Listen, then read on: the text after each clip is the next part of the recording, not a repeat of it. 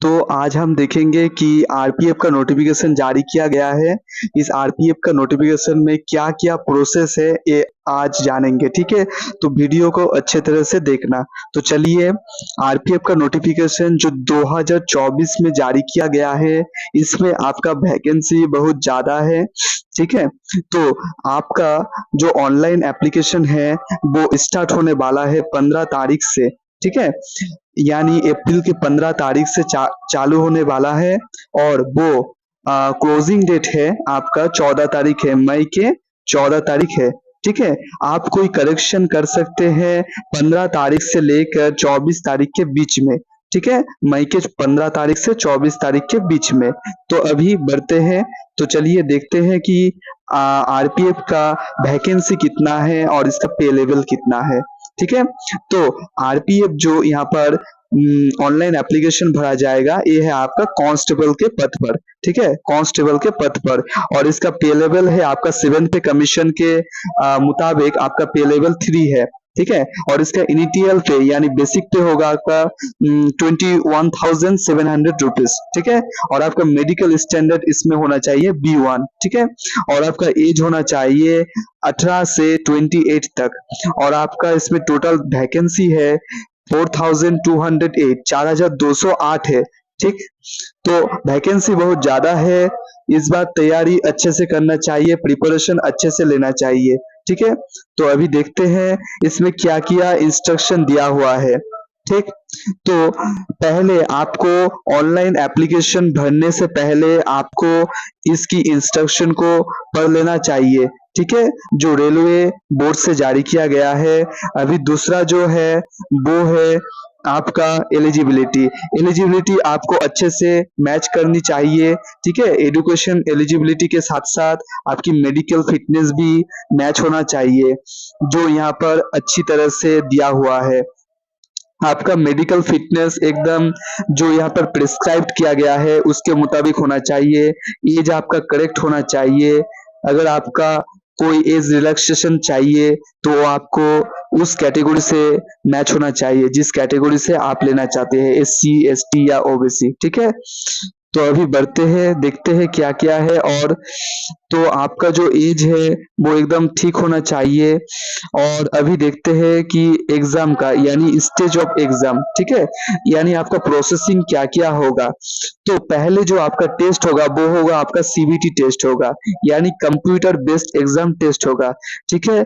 CBT exam में अगर आप क्वालिफाई होते हैं तो आपको फिजिकल एफिशिएंसी टेस्ट जिसको हम पीईटी के नाम से जानते हैं उसके लिए आपको बुलाया जाएगा। फिर होगा आपका पीएमटी यानी फिजिकल मेजरमेंट टेस्ट, उसके बाद होगा आपका डीवी यानी डॉक्यूमेंट वेरिफिकेशन, ठीक है? तो फिर आपका होगा मेडिकल टेस्ट, यानी मेडिकल टेस्ट में क्वालिफाई होने के बाद आपके पास ज्वाइनिंग लेटर आएगा, ठीक है? तो आपका जो सीबीटी टेस्ट है उसमें आपको नेगेटिव मार्किंग है, ये आपको याद रखना चाहिए, ठीक है? तो आपका एक क्वेश्चन अगर रॉन्ग होगा तो उससे आपको 1/3 पार्ट, ठीक है? 1/3 पार्ट आपका जो मार्क्स है उससे कटा जाएगा। अभी देखते हैं कि क्या-क्या आइटम बैनेड है, यानी एग्जामिनेशन सेंटर में आप कोई गैजेट नहीं ले जा सकते हैं, फ़ोन, ब्लूटूथ वगैरह, ठीक है? तो अभी देखते हैं और क्या-क्या दिया हुआ है। तो इसमें आपको जनरल इंस्ट्रक्शन दिया हुआ है, आप इसे थोड़ा पढ़ लेना, ठीक है? नोटिफिकेशन आपको पीडीएफ में मिल जाएगा। अभी देखते हैं और क्या-क्या दिया हुआ है, यानी जो एग्जामिनेशन आपका प्रोसेस है वो अभी देखते हैं। तो जो मेडिकल स्टैंडर्ड है वो देख लेते हैं, ठीक है? मेडिकल स्टैंडर्ड यहाँ पर दिया हुआ है कि आपका मेडिकल स्टैंडर्ड B1 होना चाहिए। रेलवे में मेडिकल स्टैंडर्ड का टाइप कुछ अलग होता है, जैसे A1, B1, ठीक है? C1 ऐसे होता है। तो इसमें आपको क्या-क्या होना चाहिए, यानी आपका फुट अच्छा होना चाहिए, ठीक है? आपका नी अच्छा होना चाहिए, फिर आपका आई अच्छी तरह से आप देख सकते हैं ऐसा होना चाहिए, आपके आँखों में कोई कलर ब्लिंडनेस नहीं होना चाहिए, फिर आपका बॉडी भी स्ट्रॉन्ग होना चाहिए और जो मेडिकल आपका टेस्ट होगा उसमें आपकी कोई कमती नहीं होना चाहिए, ठीक है? तो आप ऑनलाइन एप्लीकेशन कर सकते हैं www.indianrailways.government.in इस वेबसाइट पर विजिट करके आप ऑनलाइन एप्लीकेशन कर सकते हैं।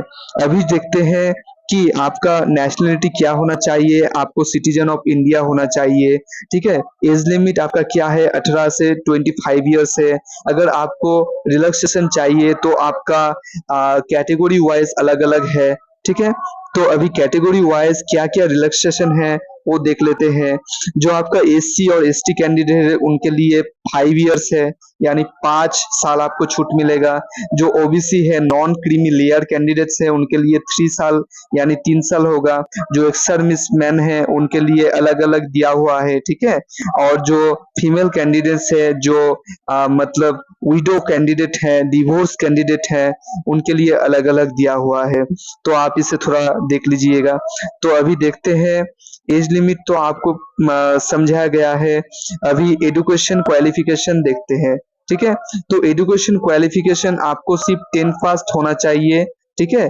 कांस्टेबल की भर्ती के लिए आपको क्या होना चाहिए, 10 पास होना चाहिए और एजुकेशन क्वालिफिकेशन आपका एकदम सही होना चाहिए।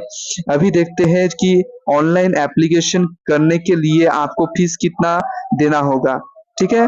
तो ऑनलाइन एप्लीकेशन करने के लिए जो अलग अलग कैटेगरी का फीस बताया गया है। जैसे कि अगर कोई कैंडिडेट, सभी कैंडिडेट के लिए जो फीस बताया गया है वो है 500 रुपए।